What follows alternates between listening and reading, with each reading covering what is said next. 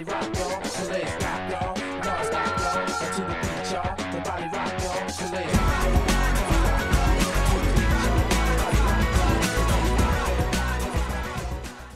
com o Som de Jogo na Bola TV. Hoje vamos falar de dor neuropática, um problema que atinge grande parte dos portugueses e que resulta de uma lesão ou uma disfunção do sistema nervoso. Mas será que a população está consciente dos problemas resultantes desta patologia? Vamos saber.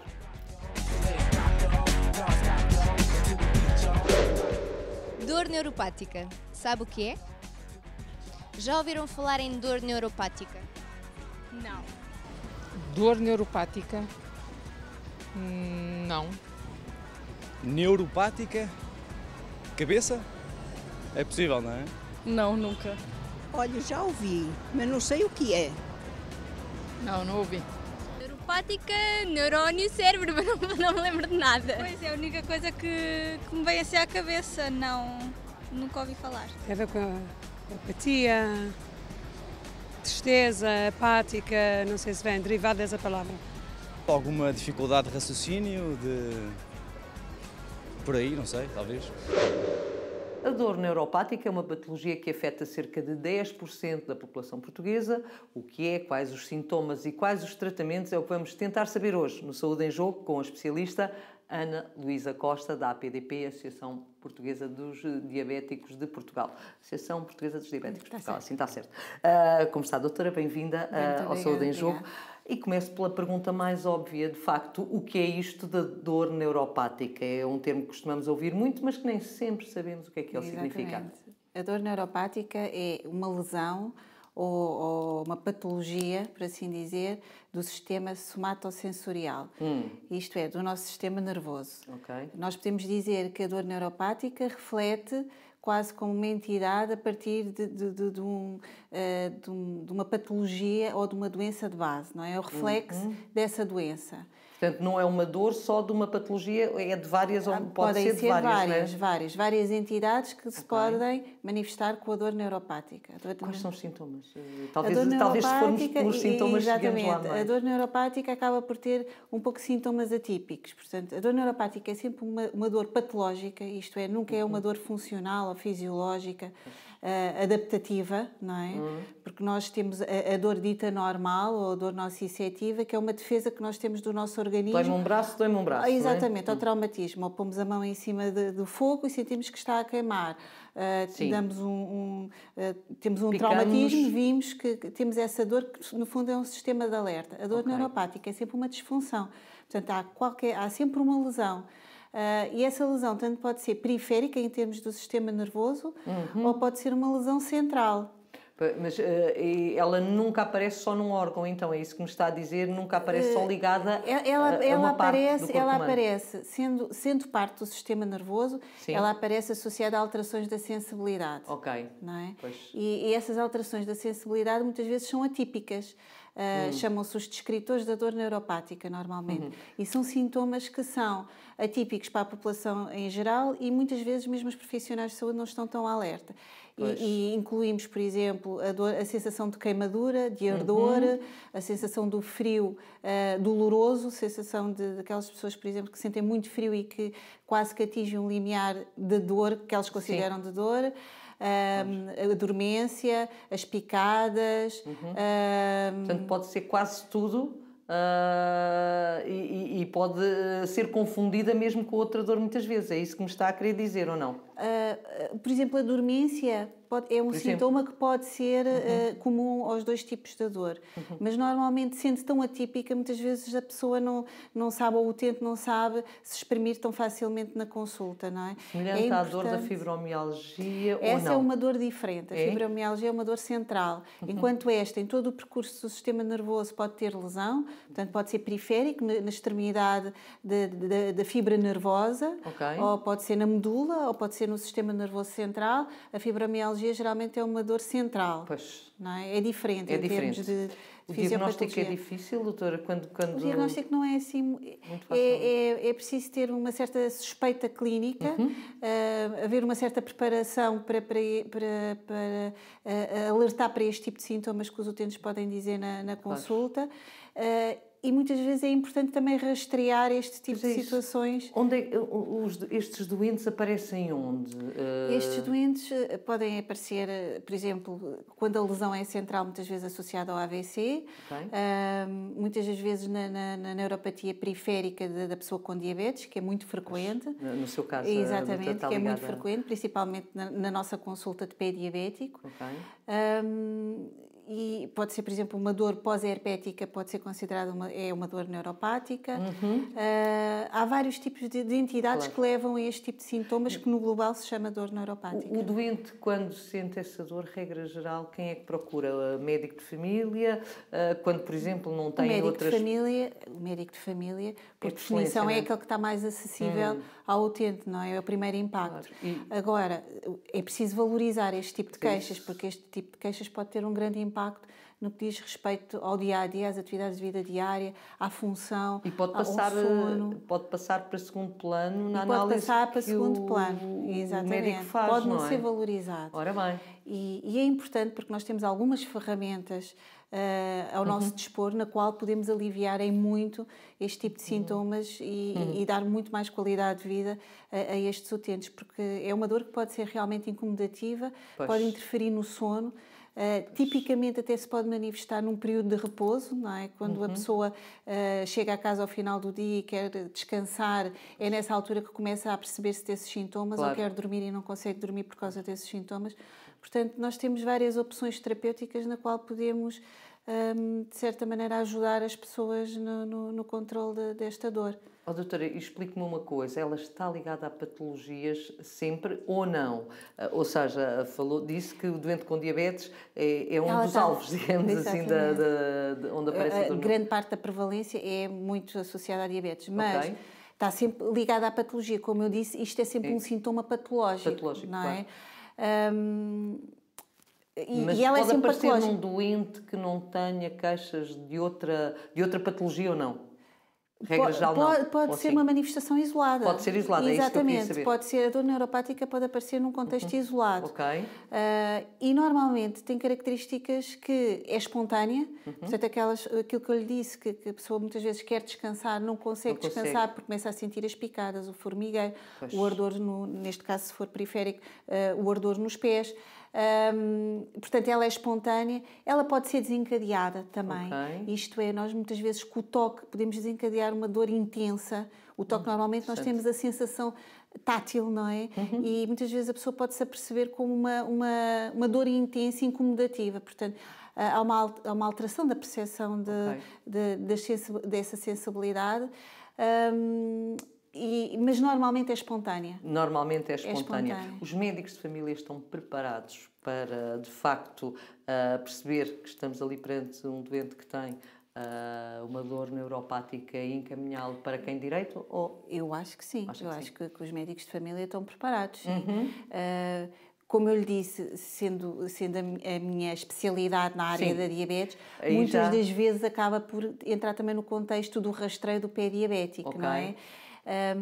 E muitas das vezes associada à neuropatia periférica do diabético e que pode acontecer também em fases muito precoces da evolução da patologia. Aliás, o que aí é bom, não é? Exatamente. Portanto, consegue-se controlar mais muitas facilmente. das vezes pode acontecer até numa fase do início do diagnóstico em que o único sintoma que se encontra, por exemplo, a nível do rastreio do pé é perfeitamente normal e o único sintoma que encontramos é realmente a dor neuropática. O tal formigueiro, as tais queixas associadas a esse género de dor. Doutora, vamos agora saber, perante este cenário que nos traçou na primeira parte, de facto, não deve ser fácil para um doente psicologicamente passar tempos longos com esta dor. Também não lhe perguntei isso, se de facto esta dor se mantém no tempo ou se tem limites e tem picos. Depende da etiologia, portanto, depende do fator que está a desencadear a dor neuropática, não é? Ela pode ter uma manifestação mais aguda ou uma manifestação mais crónica. É mais frequente a manifestação mais crónica. Existem várias opções terapêuticas. Ok, vamos falar então dos tratamentos, não é? E de saber o que é que temos de facto ao nosso dispor para controlar esta dor. Mas o mais importante é que na consulta consigamos avaliar a intensidade da dor. E a decisão é sempre do profissional de saúde. E mais uma vez, o profissional de saúde acaba por ter vários fármacos de primeira linha, independentemente, ou um mais de primeira linha, de acordo com a etiologia ou o problema que vai desencadear a dor neuropática. Normalmente são fármacos na área dos antiepiléticos ou dos antidepressivos, como primeira linha. Interessante, portanto temos aqui uma ligação à psiquiatria, não é? Quer dizer, às doenças... Pronto, tem a ver com a condução do nervo, não é? Da condução da informação do nervo. E temos para situações, às vezes de terapêutica combinada associada à dor neuropática ou nas fases mais precoces, por exemplo, a associação de várias vitaminas B, que podem dar alguma ajuda também no alívio sintomático. E nós sabemos alguma ajuda e o que não deixa o doente completamente sem dor? Estes fármacos muitas das vezes são associados a efeitos secundários e não são bem tolerados por toda a gente, não é? Se nós falarmos, por exemplo, nos opioides, que são os de segunda linha, estes estão associados a tolerância e a alguma dependência. Portanto, tudo aquilo que nós possamos reduzir as doses de alívio ou toleradas pelos utentes é uma ajuda. E nós sabemos que a vitamina B pode, de certa maneira, ajudar. Sendo a B1, a B6 ou a B12, podem ajudar de alguma forma na saúde do nervo, a nível dos neurotransmissores, a nível da mielina. E mas esses não são os inovadores, digamos assim? Esses não são os medicamentos? Ou são esses os medicamentos Estes já são medicamentos que existem há muito tempo e há muito tempo que são estudados. E onde é que entra a inovação neste contexto? O que é que há de novo, de facto, ou o que é que está em estudo, digamos assim, se é que está alguma coisa em estudo? O que se tenta agora, no fundo, ter ao nosso alcance são fármacos que possam, de certa maneira, repor a saúde do nervo, que isso é difícil. Uma vez, e nós habituamos a ouvir isto, quando há uma lesão do nervo, ela já não se consegue repor. Existe sempre, muitas vezes, um efeito degenerativo, não é? E em termos de inovação da terapêutica da dor neuropática, tenta-se que haja fármacos que, em vez de aliviar só o sintoma, é aquilo que eu digo, no fundo a dor neuropática é um sintoma que reflete outra patologia, é repor a saúde do nervo, porque nós sabemos que o nervo tem uma lesão e a inovação passa por aí. Mas na realidade não é fácil fazer estudos também nesta área, não é? E a disponibilidade em termos de opções farmacológicas hoje em dia no nosso mercado não existem nesse sentido, portanto estes fármacos, não é? Que eu falo dos antiepiléticos e dos antidepressivos, são muito fármacos de tratamento sintomático. Isto é, de alívio da intensidade da E qual é o papel do doente em todo este cenário, digamos assim? Porque não deve ser fácil para um doente, mesmo sabendo que isto não é constante, que esta dor não será constante, mesmo assim, deve ser incomodativa e a qualidade de vida deve aqui ser complicada. E é quando começa a incomodar e começa a acordar à meia da noite com estas queixas, quando de certa maneira começa a interferir no seu dia-a-dia, que recorre ao médico e pronto, e expõe as suas queixas. E que papel é que ele pode ter, de facto, doutora, para minorar, ou para ajudar a controlar, ou para prevenir? Depende da etiologia. Se nós formos para a área da diabetes, o importante aqui é o controle da glicémia, não é? O controle do açúcar no sangue e, ao mesmo tempo, o controle dos fatores de risco cardiovascular. Estamos a falar de controle da hipertensão, controle da gordura no sangue, da dislipidemia, o controle de evitar o sedentarismo, tentar evitar também a obesidade. Portanto, todos estes fatores, aquilo que... Uma vida saudável, no fundo. Exatamente. Ter uma vida aquilo saudável. que o utente está habituado a ouvir na consulta, no que diz respeito à diabetes, no que diz respeito à parte da doença cardíaca. Portanto, aqui é muito importante, exatamente, também na saúde do nervo, porque nós sabemos que muitas destas lesões são lesões endoteliais, isto é, tem a ver com o vaso também que nutre o nervo, não é? Claro. Portanto, tudo o que for saúde de vaso acaba por ter beneficiar também neste contexto. Falou-nos que de facto a vida sedentária era má, fazer exercício físico, e porque estamos num programa onde de facto se fala muito de exercício físico, será aqui uma mais Valia também para estes doentes, não? Sim, sempre. Eu acho É? que a atividade física é sempre vantajosa. Além disso, mesmo no contexto da diabetes, é muito importante. Pois, Mas aqui o mais importante é quando o doente recorre ao profissional de saúde, é, no fundo, dar ferramentas para aliviar a dor. Isso Claro. é que eu acho que é o mais importante. E dessas ferramentas está a falar de facto da terapêutica. Da terapêutica. É com ela que ele consegue, de facto, fazer o resto. Exatamente. Porque o exercício Porque, físico por si só não vai resolver exatamente. nada, não é? No momento em que tem dor, eu acho que é mais o papel do profissional de saúde estar Claro. alerta e proporcionar esse alívio da dor neuropática. Claro. Porque o utente não tem na sua mão o alívio da dor, não é? Pois, O alívio da dor está na mão do profissional de saúde. E recentemente ouvi uma frase muito interessante que era: no século XXI já não há motivo para ter dor, porque temos à nossa disposição, de facto, muitos fármacos, né, e muitas terapêuticas que podem aliviar, não é? Que é mesmo o sentido da alerta clínica, não é? O despertar para este sinal de alerta em relação aos clínicos e, no fundo, proporcionar vantagem em relação ao alívio da dor. Doutora, não sei se isto pode ser dito desta forma, mas os profissionais de saúde deverão ter aqui mais senso relativamente a um doente que vem nestas circunstâncias. Sim. E, portanto, mais cuidado, mais cautela, estar mais atento, digamos estar assim. Atento às queixas. Não desvalorizar estas queixas, porque podem...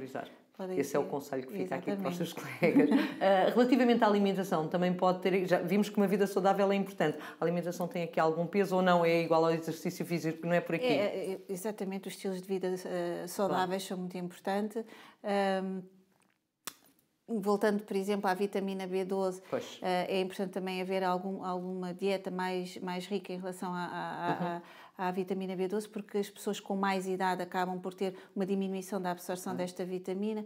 A população com diabetes faz muitas vezes fármacos de primeira linha que podem interferir também com a absorção desta vitamina. Portanto, eu vejo que, assim, em parte, no que diz respeito à dor neuropática, e a própria déficit da vitamina B12 provoca uma neuropatia, pode por si só provocar uma neuropatia com manifestações de dor neuropática. Claro. Portanto, em termos de alimentação, vejo um bocadinho nesse sentido, em relação ao déficit e à causalidade de provocar a neuropatia. A hipótese de haver uma equipa multidisciplinar era ouro sobre azul, como se costuma dizer, não era? Eu acho que hoje em dia a medicina não é feita por um profissional de saúde em nenhuma área, não é? Em nenhuma. E nesta justifica-se. E nesta justifica-se.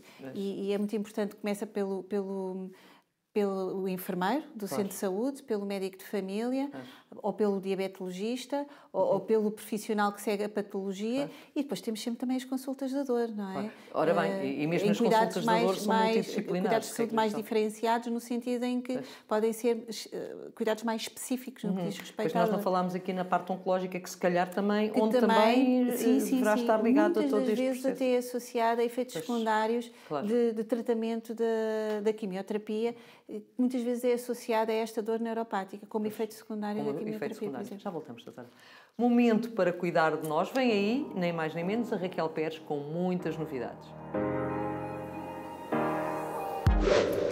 Olá, bem-vindo a mais um Cuidar de Nós.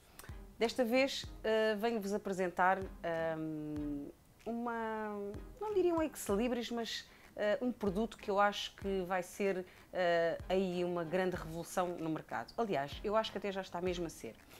Quando vocês me perguntam como é que devemos limpar a pele, se devemos limpar com algodão, se devemos limpar com uma escova, se devemos limpar com toalhitas, hoje venho-vos falar de uma máquina muito especial. É a máquina da ZiteGuard, da marca LR, que limpa 10 vezes mais do que uma escova ou do que uma máquina de limpeza, ou até mesmo do que um produto de limpeza normal. Então vou-vos mostrar como é que esta máquina funciona.